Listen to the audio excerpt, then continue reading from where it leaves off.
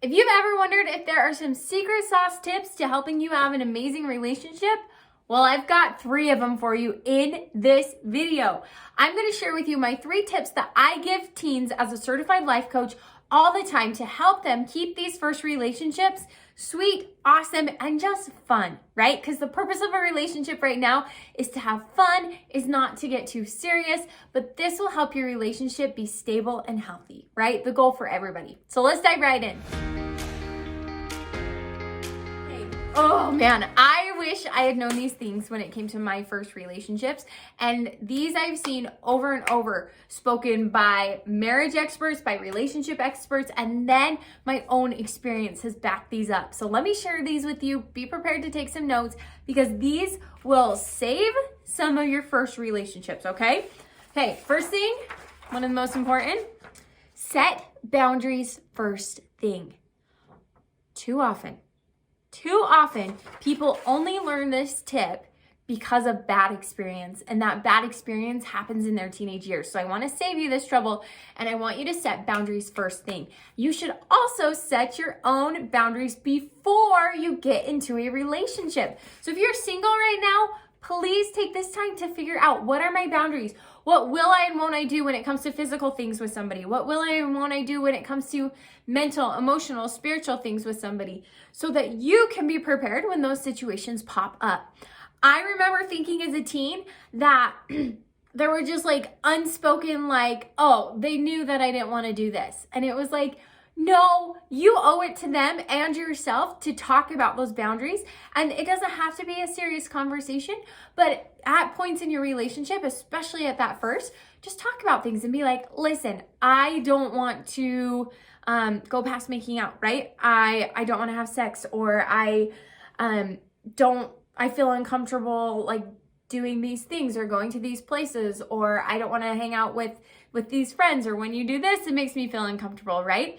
Too often, teens feel embarrassed to voice their opinion, and also they're afraid that they're going to hurt somebody's feelings. My friend, that is when you know you need a boundary. It's because you want to defend yourself, or you want to stand up for yourself, but you're afraid it might hurt their feelings. That's when you know that you need a boundary. Oh, this tip is so good. I wish I could claim it as my own, but I learned this as a young woman listening to a Tony Robbins tape. And that is to assume the good. So many early relationships, because they're new to us, because we're still trying to figure out our own emotions and our jealousies and who we are as a person, we start to spin on the bad. And when our boyfriend doesn't text us back, we're like, he doesn't love me anymore. He thinks I'm annoying. Like, our mind spins on all these like awful negative things. So unless they have explicitly told you, like, this annoys me, or I'm mad at you, or this, assume the good. Okay, if they're running late, assume that they're running late because they were so busy daydreaming and thinking about you that they were like, oh my goodness, I'm going to be late to pick her up for school, right? Just assume the good about this person that you're in a relationship with. This is going to help you be happier. Often teens say, well, like, that sounds like I'm just like giving them, like I'm almost supporting that other person. And while they'll get benefits from it, who I'm really supporting is you. I want you to be as happy as possible in your first relationships, and that comes by assuming the good. Our own brain can be our worst enemy when it starts to spin on jealousy and envy and what ifs. So let's just assume the good. This one is so important. Okay, you ready? Say what you mean.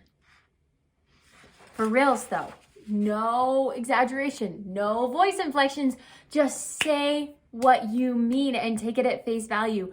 This is a marriage tip that I got from Dr.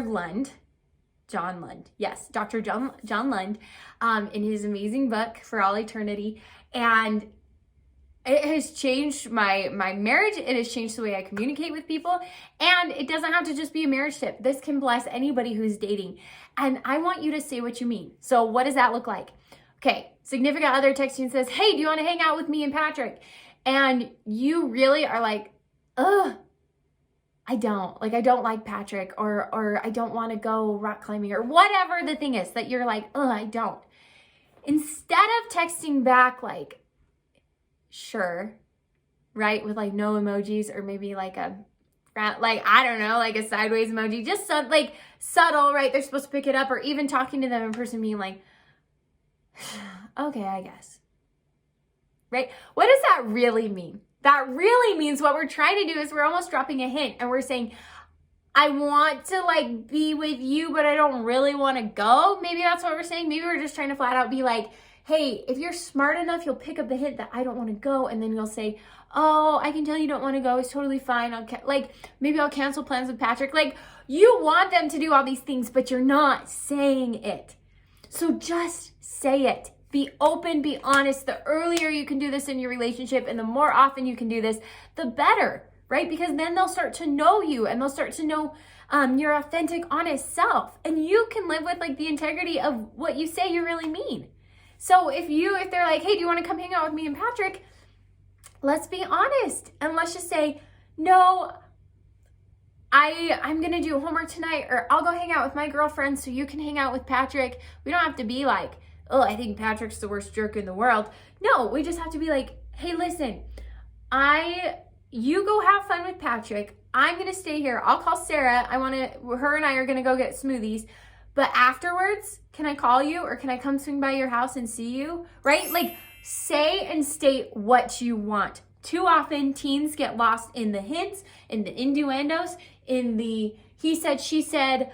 What do you really mean? Why were you hanging out with this person? What does that mean for our, blah, blah, blah. All the things, all the drama. And you can squash that if you will only say what you really mean. So this one's challenging. This is something I'm still working on. I have a tendency every now and then to want to drop a hint, to not want to hurt my husband's feelings, right? Or other people's. And I'll be like, well, I guess I could make that work, right? When what I really want to say is, no way, I don't want to do it. Okay, so be honest, say what you mean. Okay, babe, those are my 3 tips for you having an amazing, amazing relationship. And whether this is your first like fling or something that you've been dating around a lot, these tips are gonna help you out. I use these tips in my marriage. So if you can learn them now and master them when relationships are just fun and not for keeps, right? I always teach that. Like, as a teen, I just want you to have this mindset around relationships. This isn't for keeps. That will help you set boundaries better. That will help you say what you mean more. And that will help you assume the good more, because you're like, you know what? They're my friend first and foremost. And that, yeah, we get a hug and kiss and they like me the most. That's just like a bonus. Because as a teen, what you are doing is discovering who I am, what I like in a relationship, and maybe some potential, like, just potential for the future, right? So keep it light, keep it fun, keep it fresh. And these 3 secrets to an amazing relationship are going to help you do just that. So thank you for watching this video, babe. Please give it a like, leave me a comment, and subscribe to my channel if you are a teenager or young adult looking to master young adulthood and beyond. And then check out TikTok and Instagram. It's Abbi Winslow, and I drop daily tips for teens, young adults, and their parents on how you can make it through these years of self-esteem and uncertainty and pushing and college and all the things. So check me out over there, and I cannot wait to see you in my next video. Abbi J out.